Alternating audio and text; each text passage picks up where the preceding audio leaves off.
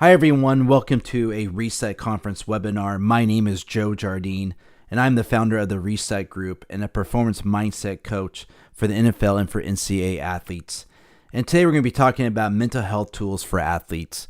And I know this is a subject that the Reset Group really wants to support and really start getting the message out when it comes to athletes and their mental health. This past year, we went ahead and did a week just dedicated to hopefully erasing or help to erase the stigma around mental health in athletes. We did a variety of articles and essays regarding athletes from Georgia University to USC, talking about them dealing with depression, anxiety, even suicidal thoughts. And it's just something that we really want to support, just because so many times people see athletes as people who have no mental issues, that here they are, these tough, strong, physical beings, that there's no way that they can be affected emotionally or no way they can be affected mentally when it comes to things like depression and anxiety. And the reality of it, working with professional athletes and working with NCAA athletes, that the opposite is really what's true, is that we actually see that because you're in these high pressure situations, because your schedule is more compact, especially with school, that there is more opportunities at times to feel depressed, anxious, and overwhelmed as a student athlete, especially in college. And so mental health affects everyone, including athletes. And this includes depression, anxiety, social anxiety, bipolar, eating disorders, etc. That really any type of mental illness can occur with athletes, because athletes is anyone else. They're just like anyone else that's out there.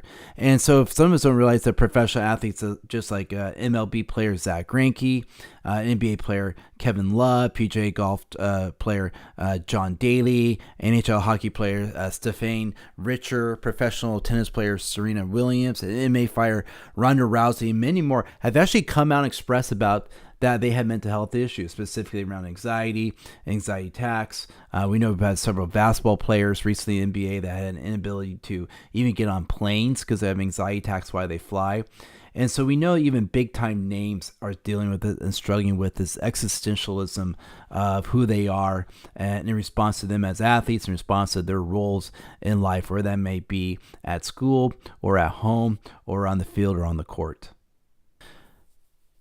In 2016, USC did a study, and they found that 79% of student athletes at NCAA think that mental health is a neglected issue, that they feel they're not getting support that they're wanting. And I bring this up because actually the NCAA is trying to change that in so many ways, where they're trying to do mandatory mental health practices, specifically for incoming freshmen that come in to be an athlete. They also found that 69.7% of student athletes in NCAA experience symptoms of depression. So close to 70% of athletes at some point in the NCAA have feelings of loneliness, sadness, isolation, or just overwhelming thoughts of just feeling overwhelmed with depression or racing thoughts that may make them feel overwhelmed. And so that's a lot of athletes. That's a majority of them that are feeling depressed at some point in their college career. 59% of student athletes experience depression, they found out, anxiety, or eating disorder, but are afraid to tell anyone. And this is going to be a common theme that we're going to look at, is what do I do if I have these emotions? What do I do if I have these feelings or have these thoughts? Do I keep them to myself or do I tell someone? And is there a safe way for me to do that? And so we're trying to do in so many ways in NCAA at the Reset Group is to have opportunities for this to be discussed and talked about, whether it's on a team or with a psychologist, or when it comes to just having the NCAA having mandatory just assessments being done. But in this case, for you guys, we really want to look at is how does this affect you, even at your age, whether if you're in high school or junior high, can this affect me? And the answer is actually yes, it can. And the odds are we probably know someone in our life that mental health has, they're suffering with mental health, they're having difficult times with mental health. An American study regarding student athletes participating in the NCAA athletic programs found that student athletes between 10 and 15% will experience psychological issues severe enough to warrant counseling. And that's done in 2007, which I actually believe has probably increased since then. And so warrant counseling, what does that mean? Well, to a point in which that they're starting to struggle at school or have inability to go to school or attend school, or it's affecting them relationally, either with their parents, their family, or with the significant other, or with their other teammates. And so when you start seeing where you have inability to attend school or do certain schoolwork because you're just so consumed with your thoughts and your feelings, or you have a hard time with relationships, this is really when we start looking at, we probably need some counseling or some therapy to help get the tools that you need to overcome that and help care for what's going on for you. In females, eating disorders were found to be much higher rates for athletes than non-athletes. About 8% of student athletes suffering from bulimia, 1.5% suffering from anorexia, and these rates are all comparative higher than their non-athlete counterparts. We usually see kids or athletes with eating disorders usually be either on the cheer team or when it comes to like dance teams. Usually those are the sports we see eating disorders, gymnastics as well. Mainly because if figure has to do a large part of their performance, or having a certain weight has to do a large part of their performance, that's where we see that control factor of having an eating disorder or feeling self-conscious with their body usually occurs. Now I say that, and we know that eating disorders can affect all sports, all athletes, as well as men, not just women. We are seeing an increase of body image issues, not just with men, but also with men, not just with women, but also with men. And that this is something that we have a commonality that's occurring with men and women in mental health. Is once before it was that women dealt with eating disorders or body image issues, but we're also seeing that boys are now too, men are as well. And why that is, we don't know. Part of that, we feel like a variable could be social media. Other part could just be the pressures that are occurring more so when it comes to athletes than there has before. But either way, when it comes to eating disorders, it can happen just as much to men as it does with women. Researchers at Drexel University and Keene University surveyed 465 athletes at an anonymous Division I institution over 3 years. And they found out that 30% of female athletes show symptoms of depression compared to 18% of male athletes. In general, when it comes to general population, more women than men deal with depression and anxiety. And so we see the same thing when it comes to athletes.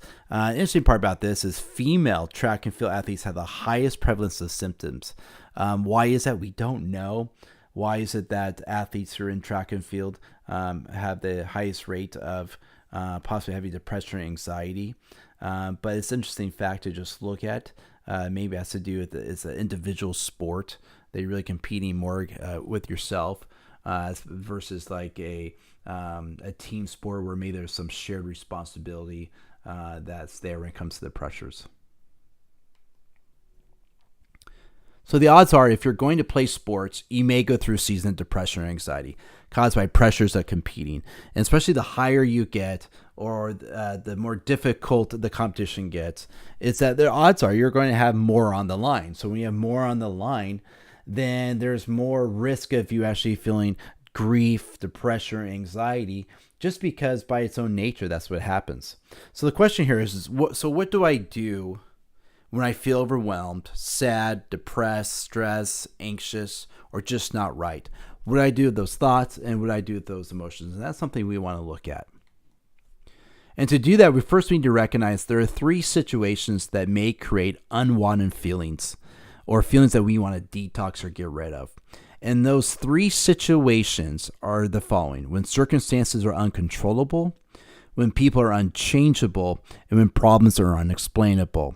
And so when circumstances are uncontrollable, when you have no control of what's going on, you feel helpless, you feel like you're a victim. That could be either on a team, it could be with teammates, or that could be at home, or it could be with social life, where it may be, is when we have a circumstance that's uncontrollable, a lot of times that can lead into feelings of depression, anxiety. We have no control. And so at that point, then we feel at times oppressed, we feel overwhelmed.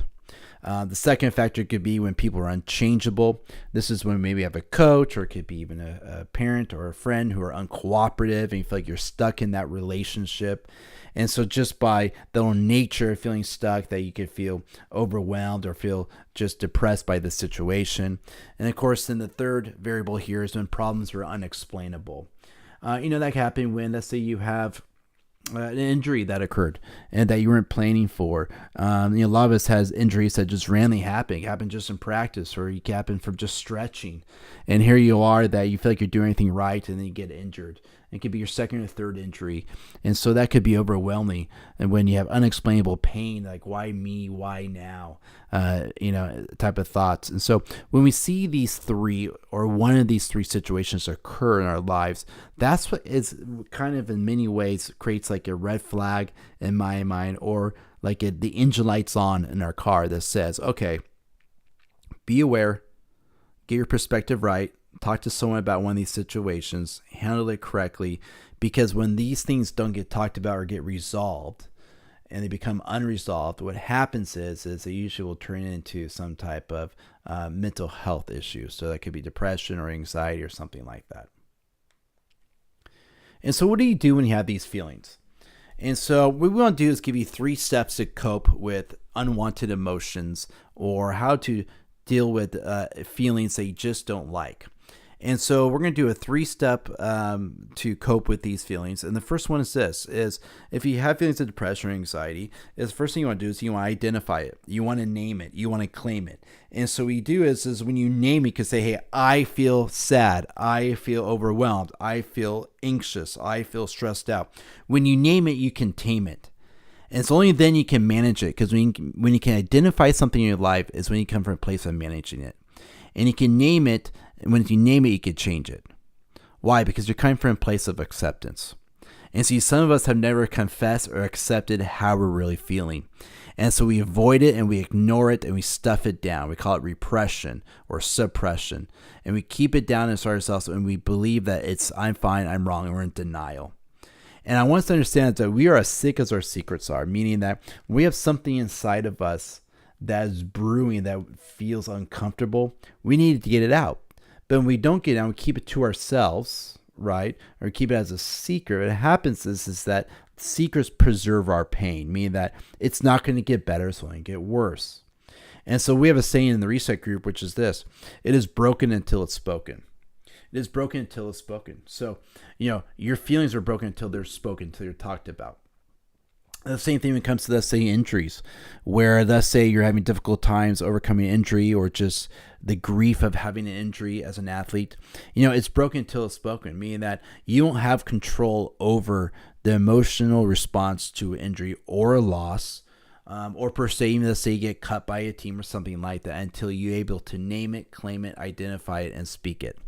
And when you do that, you start getting control over your emotions, you start getting control over how you feel. And so step 1 has an action plan. The action plan is you have to journal. And journaling is one of these things that a lot of people don't like to do, but it's so needed when it comes to caring for any type of unwanted emotions. And so the first thing we need to do is we need to journal, and we need to write out, not necessarily, I don't want you to type it out or pin on your phone and notes. Actually, you want to write out a pen and paper, or pencil and paper, the following questions. What are my thoughts? Write that down. What am I thinking? What's my stinking thinking that's occurring? What are the thoughts that are triggering me? And maybe for you, it's like, okay, I'm afraid I'm going to mess up. I'm afraid I'm going to get cut by the team. I'm afraid I can't perform at a high level. Whatever it may, write it down. Then after that, you write down your feelings. What's your emotions behind those thoughts? How are they making you feel? They make you feel overwhelmed. They make you feel stressed. It makes me feel anxious. So where those feelings are, write it down next to your thoughts. And after that, write down, what are my triggers? What are your triggers? What's triggering it? Is it a certain environment? I get more triggered on the bus on the way to the game than I do maybe somewhere else. I get triggered in the locker room. I get triggered walking from the car to the game. I get triggered just, let's say, getting ready for my performance. So what's the environment that triggers it? How about the situation? What situation? Is this a situation that triggers it? Is it specifically when I pitch? Is it specifically when I'm backstage about ready to go out there and perform? Is it specifically a situation where I get more nervous when mom and dad are in the crowd versus not in the crowd? So write that down, and then write down, maybe it's a relationship that triggers it. Maybe it's your coach. Some athletes get nervous when mom and dad are attending their games. Some athletes get nervous when they feel like they don't know someone in the crowd when they're performing. And so you want to write that down. Write down, what are your thoughts, what are your feelings, and what are your triggers. And our advice is write that down every day until you feel better. Write that down every day. Start your day by writing those 3 questions down. Should take no more than 10 minutes of your time to actually, filter through that and think deeply about what's really creating and causing this. And the important about these 3 questions is that they actually create something we call EQ, emotional intelligence. And as you start getting older and start performing at higher levels, whatever that may look like for you, that it's important to have a high EQ, high emotional intelligence. In so many ways, you're better off in life having a high EQ than a high IQ. Because emotional intelligence means that you recognize who you are, you recognize how you respond to how you feel and what you think, and you recognize the situation, you know what to do with it. And so when you answer those 3 questions, that helps out. But this is the key. When you write it out, after you write those 3 things, those 3 questions, the answers to those 3 questions, I want you to tell someone. And this is where it goes back to the whole secret part. Find someone you could trust and tell them. Our advice would be that you tell an adult that you know well to tell, whether that's mom and dad, whether that's a teacher, whether that's your coach. But the key is I don't want you to keep this to yourself. So one thing is to journal. It's the second thing then to express or talk about with someone. And so find that person in your life you could talk to and that you could say, hey, I'm starting to do these journaling prompts as an athlete to help increase my emotional intelligence, to help me not feel certain ways. I just want to tell you what they are, the answers to the questions are. And tell that person that. Tell them what you're thinking, what you're feeling, what your triggers are. And that alone is going to be freeing. And because like we said, it's broken until it's spoken. So after you name it, the second step is you confront it. And you confront what? Well, you confront how you feel. You confront your thoughts. We can't just accept right away how we feel because a lot of times our emotions lie to us. And we can't just accept right away the way we think and sometimes our mind lies to us. And so we got to understand more times than not, human nature is that we talk ourselves out of the good and into the bad. And so we have to just admit that, hey, our emotions lie to us. Our depression lies to us. Our anxiety lies to us. Addiction lies to us. And so we got to just recognize that there's an aspect of our thinking that is, well, unfortunately, it can be, deceitful and manipulating. And so our depression could lie to us in many ways. Maybe our depression lies to us.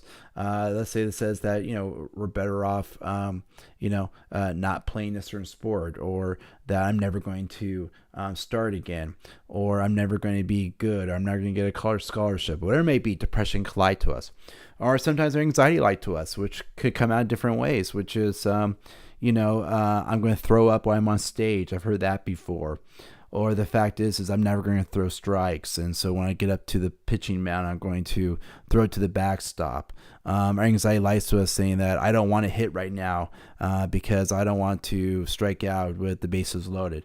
So there's different ways that our anxiety and depression lie to us. And that's important for us to understand, which then leads to our step 2 action plan, which is once again, you get out your journal, your pen and paper, and you make a list of all your ways your emotions lie to you. And this is important that you really write down, like, how is it lying to me? And for you, it may feel like it's a truth, but the reality of it is it's probably not. If it's something that is mean to yourself, if it's something that creates a inner bully mentality where your emotions or your thoughts are being mean to who you are or how you look or how you perform, those are lies. And we got to understand is that it's so easy for us to partner with lies because lies can feel real. And so I want you then to write a list. How's all the ways my thoughts and my feelings are lying to me? If your thoughts are telling you, I'm not good enough, I will never be good enough, I'm a failure, I'm never going to fill in the blank, I can never fill in the blank, those are lies. And I'm going to challenge that to you, that you understand those are lies.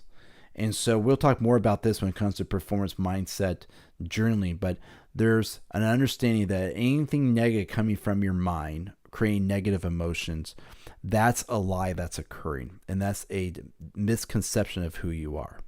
And so make a list of all those in your journal. Then what you do is I want you to circle 3 coping skills on the coping skills list and do them daily.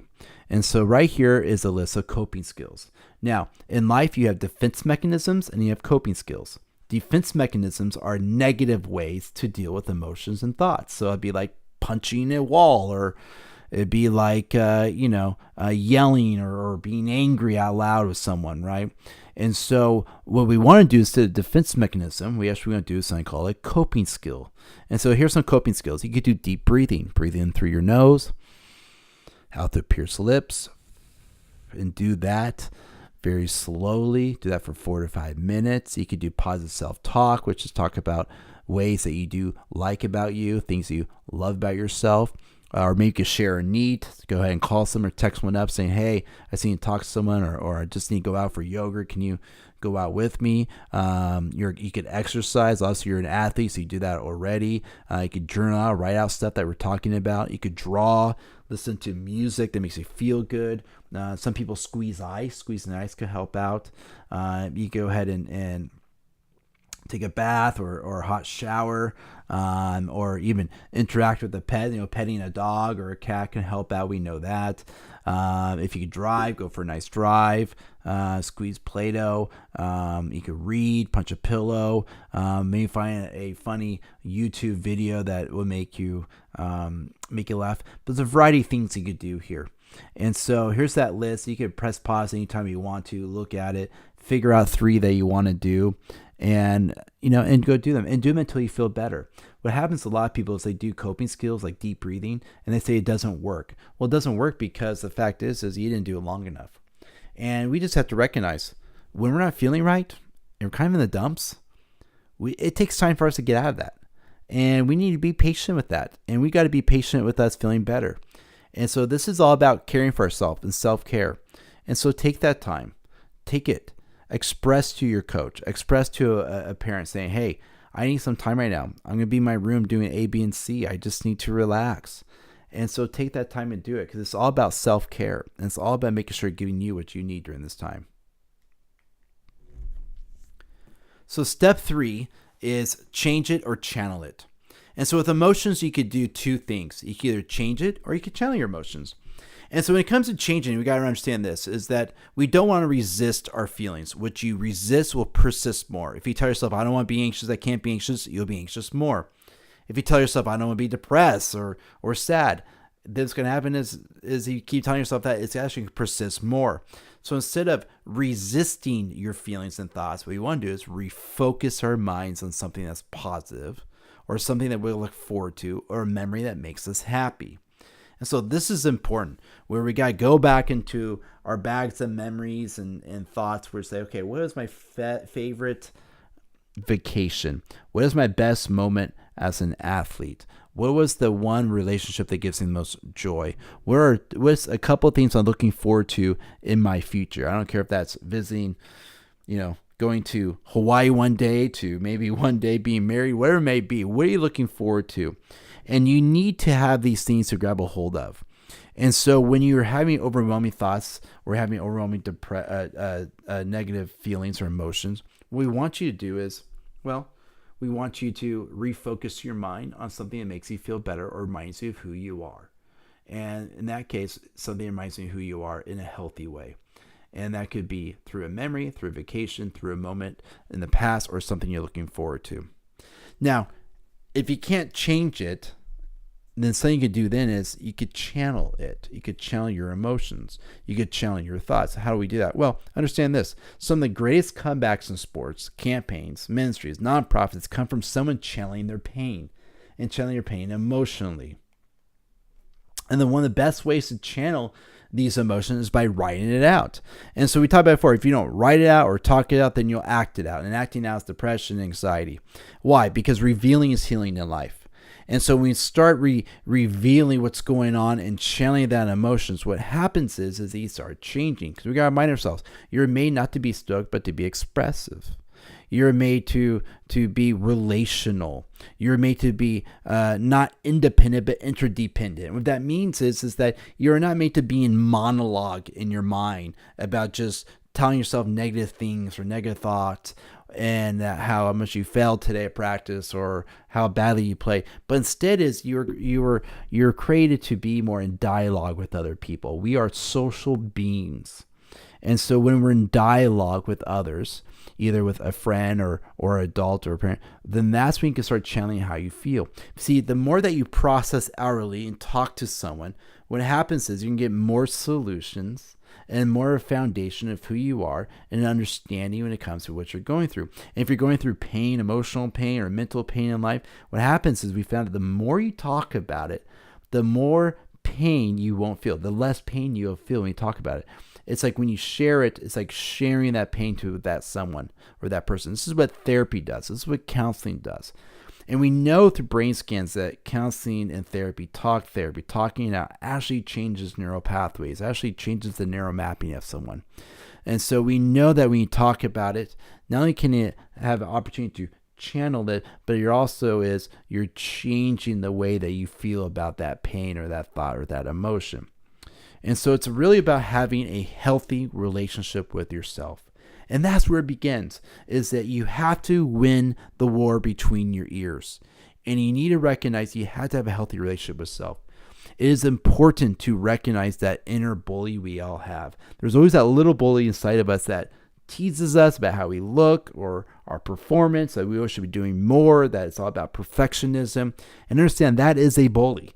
And we all have that inside of us. And we got to learn is we got to say things about each other, about ourselves that are positive, that are motivating, and that makes us feel good in our lives. Because at the end of the day, you go to bed, it's you. And you got to understand is that you have to give yourself an opportunity for tomorrow to be better by winning and telling yourself in your mind that I am good enough. I will do better tomorrow. It is like me to be successful and fill in the blank. And so whatever that is, you got to start telling yourself that. Yeah, but I don't believe that. Well, that's the thing. It starts with your thoughts. Thinking shapes behavior, and that shapes how you feel. If we wait until you feel better, we're going to wait for a long time. Instead of waiting till you feel better, we're going to create and manufacture that by having that positive self-talk, by writing out your emotions and feelings, by telling someone about it, by using your coping skills. And no, this is not a quick fix, but what it is a holistic route for you to get better and care for you. So step 3 action plan is once again to journal. Write a list of things you are thankful for and share that list with someone. Write a list of things that you're thankful for that you have. It could be the smallest thing. I don't care if it's I have clothes, or that I have food to eat, or I have fresh water, or that I used to have a roof over my head too. Maybe bigger things. I'm thankful for my family. I'm thankful for my friends. I'm thankful for my dog or cat or my pet that I have, right? But also write about things you're thankful by yourself. I am thankful for this opportunity that I could play this sport. I am thankful I could compete. I am thankful to be on this team or squad. I am thankful for fill in the blank. Find something in you that you're thankful and write it down. Write down every day what you're thankful about. And why that's important is when you start writing down things that you're thankful for or thankful about, you start coming from a place of abundance and not a place of deficits. You come from a place of knowledge of feeling good versus negative thinking, which is a knowledge of feeling bad. And so when you start writing down things that you're thankful for, what happens is you start changing how you feel and gives you an opportunity to channel how you feel as well. But it just reminds you of who you are.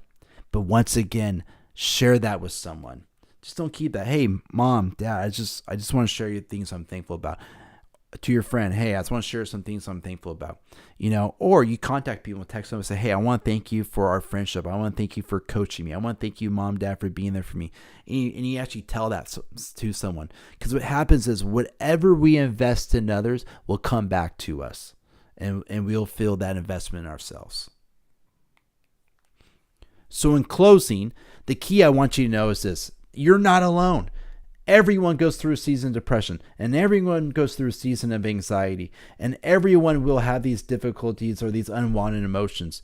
Everyone's going to go through at some point in their life, and you haven't had it yet. It's going to happen at some point. It's just part of life. And for some of us, it may be longer. For some others, it may be shorter. For other of us, it may be more intense. For other of us, it may be not as intense, but understand that you're not alone. Everyone goes through these seasons, including myself. I've been there before. I've been there many times. I'll be there again. And if you're in that season right now, don't go through it alone. Find someone that you could talk to. Find someone that you can express and confess to them, whether that's an adult or a friend of yours. Talk to someone. We encourage you, if you feel like it's overwhelming, you feel like you have no hope, get counseling, get a therapist, find someone, and take away that stigma of what it means to get help. We've all been there before. We made a list of professionals who are getting paid lots of money who have seen therapists and psychologists to get that mental help. I have had several NFL players, NCAA Division I players who I've worked with in the last few years. And the main thing that we talked about is depression and anxiety and how that really affects their performance. And so you think we're talking about so much about how to be great on the field. No, what we're really talking about in so many of our cases with these athletes is how to treat ourselves better and how to have positive self-talk. And so it starts with you. It starts with you telling someone, and it starts with you expressing that I need help. And so don't be afraid. Tell someone you trust. I don't care if it's through a text message or if it's through you calling someone. Tell someone, say, I need help. I've been going through this for way too long. And at times I feel hopeless. At times I feel overwhelmed. I can't go to sleep. I feel like there's no end to this. That is when you get the help. And I encourage you to find someone. So thank you for being part of our webinar today. If you're interested in training and coaching from the Reset Group, you can visit us at theresetgroup.com. There you'll find more information about us. You'll find other webinars and workshops that we do. And we hope this helped you today. We hope this will encourage you today and give you hope wherever you're going through, or to help others who are going through difficult times as well. I thank you and appreciate your time. Have a good day.